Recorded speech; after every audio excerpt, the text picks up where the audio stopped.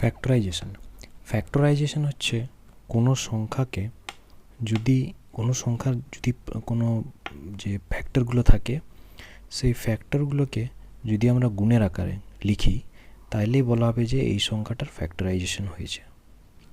মানে যেমন আরেকটা উদাহরণ দিচ্ছি যে 28। তো আমরা জানি কি 28-এর কী ফ্যাক্টর থাকে, 2, 4, 7।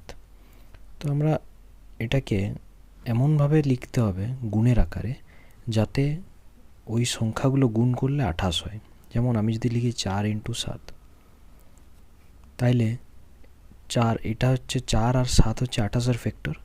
তার মানে কি যে কোনো সংখ্যার মানে 28-এর ফ্যাক্টরগুলোর প্রোডাক্ট হিসেবে যদি লিখি, মানে গুণের মতো আকারে যদি লিখি, তাইলেই বলা হবে এই সংখ্যাটার ফ্যাক্টরাইজেশন হয়েছে।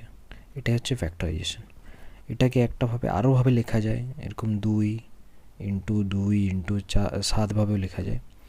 তো এটাই হচ্ছে ফ্যাক্টরাইজেশন, মানে কোনো সংখ্যার ফ্যাক্টরগুলোরকে গুণের আকারে যখন লেখা হয় তখন সেটাকে বলা হয় ফ্যাক্টরাইজেশন।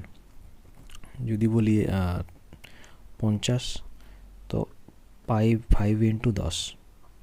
তো এখানে 50-এর যে ফ্যাক্টর আছে 5 আছে, 10 আছে, এটাকে গুণের আকার লেখা হয়েছে। আর এই মানে এই দুটো গুণ করলে কিন্তু এইটাই আসে। তো এমনভাবে যখন লেখা হয় তখন সেটাকে বলা হয় ফ্যাক্টরাইজেশন।